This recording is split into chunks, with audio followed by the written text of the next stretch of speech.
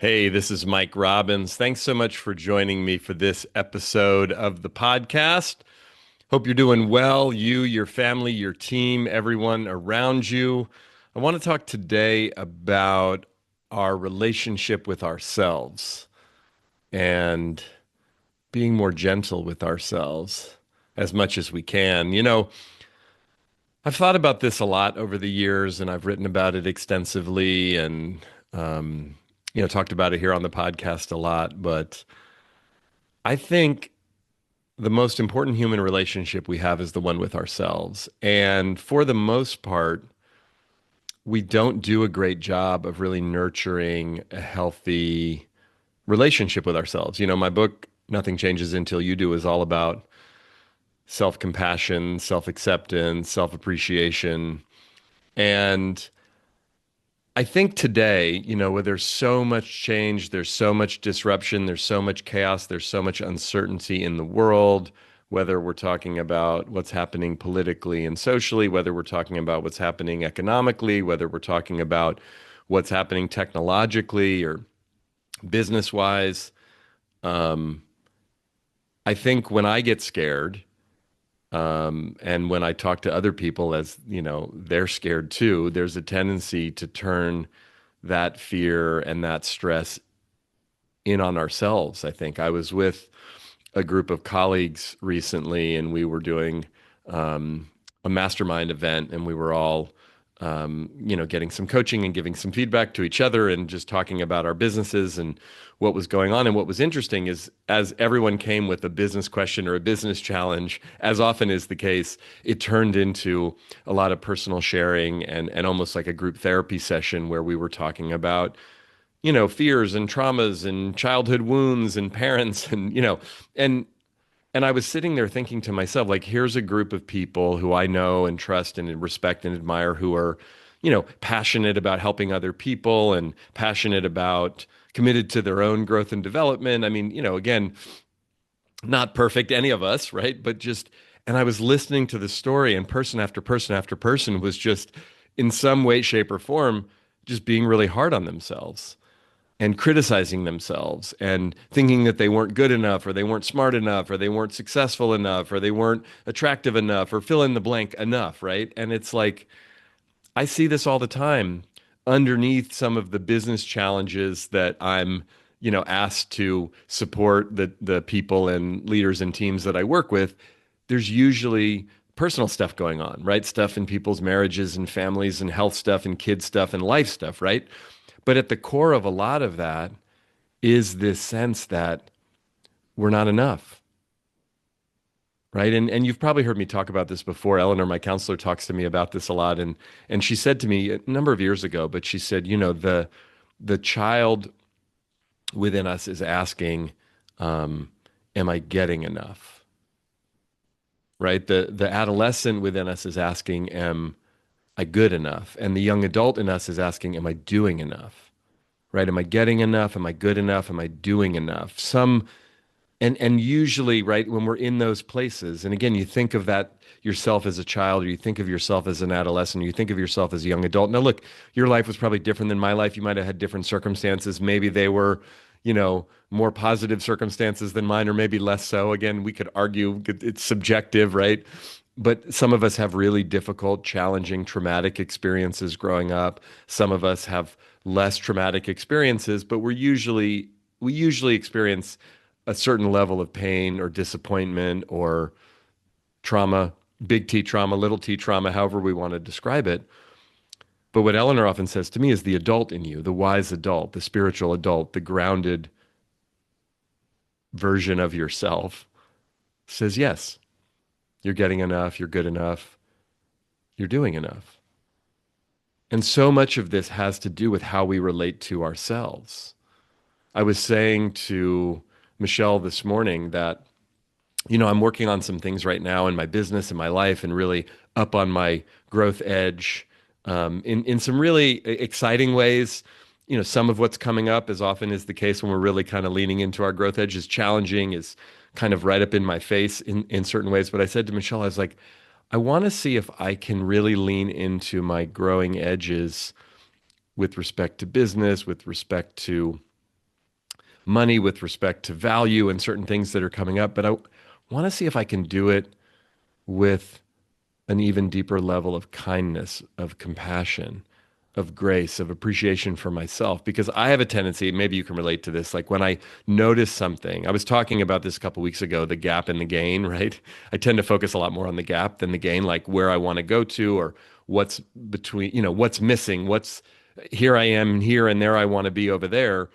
And when I notice or something gets pointed out to me as I was given some coaching recently, there's a tendency for me to see it and not necessarily shy away from it, but go towards it or work on it from a place of like, oh, I screwed up. There's something, like from that shame place of there's something wrong with me. I'm not enough. I'm not good enough. And if I could just work on this thing and get better at this thing, then I'll be good enough, right? Which again, as I say it out loud, I realize that's not helpful.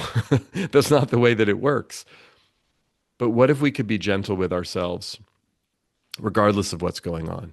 And look, we've been trained by the people around us, by society, by so many things to be mean to ourselves, to be hard on ourselves, to be, right? It's way more socially acceptable for us to criticize ourselves or make fun of ourselves or point out our flaws or what's wrong with us than it is to actually really own our value, our skills, our talents, even our greatness, as hyperbolic as that might seem, right?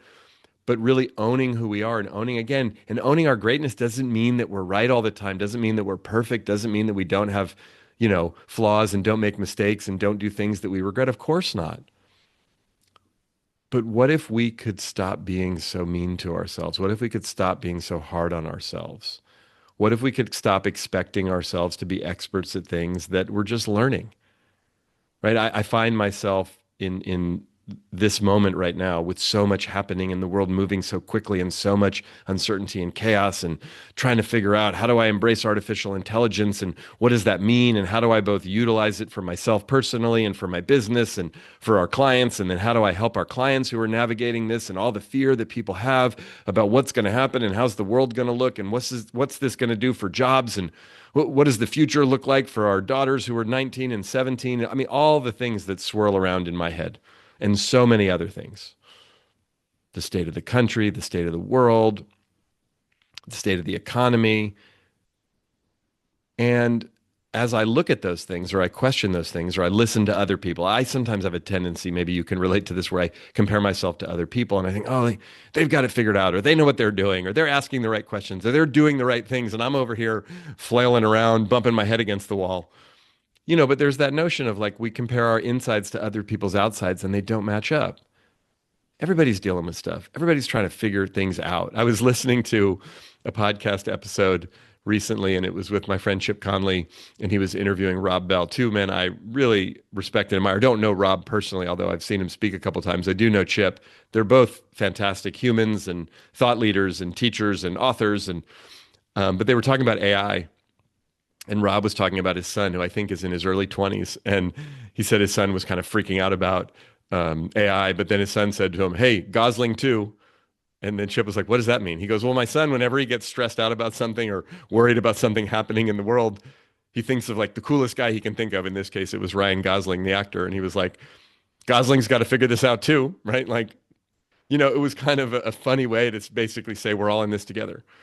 And yeah, we all have different circumstances, and I'm sure Ryan Gosling's life is quite different than my life and your life. But when it comes to figuring out how we navigate artificial intelligence or how to navigate, the world of social media and our phones or what's happening geopolitically or otherwise, like some of these things, they're impacting all of us, right? As I said a lot during the pandemic, same storm, different boats.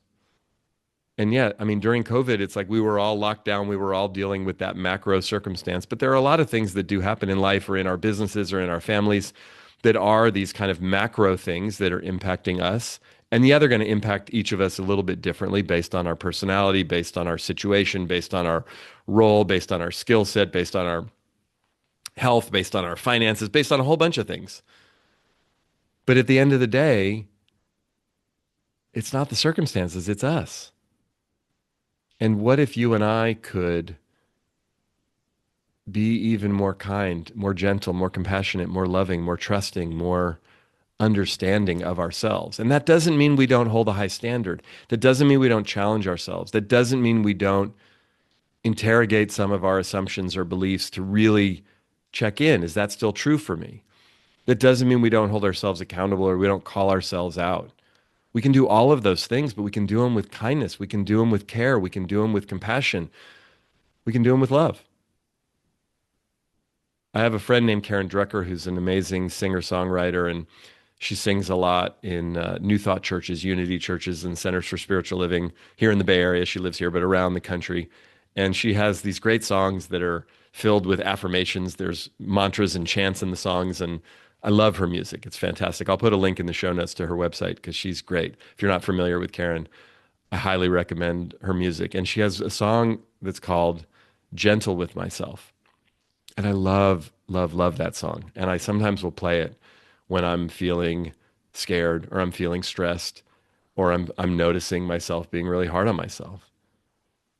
And there's a line in the song, there's a lyric that says, it goes the mantra or the core, it goes, I will be gentle with myself. I will be gentle with myself. But then there's one lyric that I just love. It says, I will only go as fast as the slowest part of me feels safe to go. And even though my type A achiever personality is like, no, push yourself past your limits and don't be afraid. And it's okay to be scared and do it anyway. And I believe all of that. And again, multiple things can be true at the same time. But what if we had enough confidence, enough courage to really check in with ourselves? I'll only go as fast as the slowest part of me feels safe to go. Like, what if we didn't have to keep up with everything? What if we could lean on the people around us? What if we could ask questions that we thought were dumb? Admit when we don't know stuff or we're scared or that's all being gentle with ourselves. It's not just, looking in the mirror and saying affirmations to ourselves. Not that there's anything wrong with that. That's beautiful. Giving ourselves a high five in the mirror, like Mel Robbins suggests. Louise Hay, who founded the publishing company that's published my last three books, would often say, do mirror work, look at yourself in the mirror and literally say, I love you, and use your name. Tell yourself, remind yourself how great you are and how loved you are and how cared for you are. I mean, those are all great things to do, but sometimes being gentle with ourselves is just giving ourselves permission to take a break, to not have to know everything, to not have to keep up, to not have to be up on the latest, greatest, newest, whatever. And look, again, we live in a world in which we've been trained, we've been reminded constantly, we're being sold to all the time that there's something wrong with us, we're not good enough, we're not healthy enough, we're not successful enough, we're not attractive enough, we're not enough, enough, enough, so buy my thing and it'll help you. But what if none of that's true? So what can we do? What are some specific things that we can do? Well, I've mentioned a few, but let's sort of break it down. How can we be more gentle with ourselves? How can we be more compassionate with ourselves? First thing we can do is start to notice the ways in which we're not. What are, again, without being critical of yourself, just notice, what do I do? What do I say? How do I treat myself in unkind ways? Can I be more aware of that? Can I notice when I'm saying negative things about myself out loud? Can I notice when I'm being really hard on myself and harsh to myself? Just notice it. Just be aware of it. Kristen Neff, who is the world's leading expert in self-compassion, talks about self-compassion having three components. First, it's mindfulness, like an awareness of what we're doing. Second, it's kindness, like being kind to ourselves. We know how to be kind to others, to children, to babies, to animals, to, right? What if we could turn that kindness towards ourselves? And the third part of self-compassion is a sense of connection to humanity, realizing that the self-criticism, the self-judgment, well, it feels very personal in the moment, and it is. It's also a universal aspect of being human. Oftentimes we think, no, no, no, no, this is unique to me. No, no, I really have this. You don't understand. In the 12-step movement, they call it terminal uniqueness. No, no, my issue is really, so yours is not that big of it. Mine is, you don't know what it's like to be me. Right? And again, I'm not trying to minimize anybody's pain or challenge, but I sometimes, I was at this workshop a few weeks back, and the person leading the workshop basically said it was a really humbling moment when he realized he was a cliche. right? And we all were like, what? And he's like, I got daddy issues, I got mommy issues, I got these things, I got all these things that like I read about and hear about, but like, so does everybody. And yeah, we're all unique, truthfully, but also we're all connected by common humanity. So the first part of being more gentle with ourselves is being aware of, being mindful of the ways in which we're not. The second thing is, can we bring some more of that compassion to ourselves, as Kristen Neff talks about, both the kindness towards ourselves as well as understanding that the part of us that criticizes ourselves, yes, it's personal to us. Yes, it's unique to us. The way it shows up, the voice in our head, that is your voice, your critical voice. My critical voice talks to me. But having that critical voice is part of being human. And part of our job as human beings, if we're going to lead others, if we're going to have an impact in the world, if we're going to navigate through change and challenge and ups and downs, we're going to achieve great things, all the things that, make the goals and dreams happen. At some level, it's essential for us to contend with ourselves and make peace with ourselves and figure out, how do I navigate with that voice in my head so that it doesn't run the show? People often will ask me, how are you not nervous when you speak? I've been speaking publicly for 25 years. I've probably delivered 2,500 keynotes and workshops and then I speak on this podcast. I do interview. I'm talking all the time. That's what I do. I talk for a living. And I get nervous. I mean, I get nervous even sometimes before I do this podcast, even though I'm just talking to my computer and into this microphone and looking at the camera. If I'm doing an interview, if I get up to give a speech, I get nervous. Sometimes I get more nervous than others, but I have trained myself over the years to not let that critical voice stop me from getting up and doing it. And it's not because I'm somehow superhuman or I'm made of steel or I don't feel fear. No, it's because I'm more committed to what I want to share and the impact I hope it can make than I am to managing my own comfort in the moment. So, how can we create a relationship with ourselves? And look, there are times, whether it's public speaking or otherwise, I let the critical voice run the show and I stop and I don't do the thing or say the thing or ask for the thing or go for the thing because the voice is loud, and I listen to it and I give the keys to my car, if you will, metaphorically, to that voice. And I'm like, oh yeah, I can't do that. Or who am I? Or I don't have what it takes. I'm not smart enough. I don't look the right way. I don't talk the whatever the hell it is. That it's not true, by the way. We just listen to it. So, can we be more kind to ourselves and contend with that voice? The third thing is, what are things that we can do and say actively, demonstratively, that remind us that we're safe, remind us that we're okay, remind us that we're not only good enough, we're pretty damn great. Again, being great doesn't mean you have no issue, no flaw, no challenge. No, it's not an arrogant thing. It's not an ego thing. It's just honoring and owning who you are. Who are the people that love you the most in life, that care about you the most, that believe in you the most? What do they say about you? What if you could say some of those things or think some of those things or believe some of those things? And again, it could look a lot of different ways. There's lots of different ways, affirmations in the mirror, right? High-fiving the mirror, as we were talking about, from Louise Hay or Mel Robbins. It can be writing things down that you're proud of or you appreciate about yourself or you're grateful for, right? I mean, I've shared so many times on this show that I have a gratitude journal that has evolved over the years. I write down 3 things I'm grateful for and 3 things I forgive myself for almost every day, as a practice, as a reminder, as a reinforcement of, oh, this is what I'm grateful for and this is what I forgive myself for. That's a way that I honor myself. Maybe you meditate, maybe you exercise, there's lots of different things you can do to care for yourself, but also to remind yourself that you are good enough, that you are valuable, that you are cared about, that you are loved. Because the truth is, you could have tens of thousands of people telling you how awesome you are. And if you don't believe it about yourself, it doesn't matter. You could have one person in your life who really loves you and cares about you and tells you that. And if you don't let it in, not only do you not receive their love, you don't get the benefit of that love, of that care. There are so many people around you, both at work and at home, who want you to get how valuable you are, how appreciated you are. So that's the final thing that I'll share. And again, if you've heard me speak publicly, you've heard me talk about this. I'm sure I've talked about this a lot on the show over the years, but this is a great practice for self appreciation, for being gentle and kind with ourselves, to really is receiving appreciation from other human beings graciously. Just say thanks when someone gives you a compliment. Just let it in, even and especially if you don't agree with them. Your opinion about their appreciation of you is actually not relevant or interesting at all, but just take it in. You don't have to give them a compliment right back. You can, but wait a minute at least before you do that.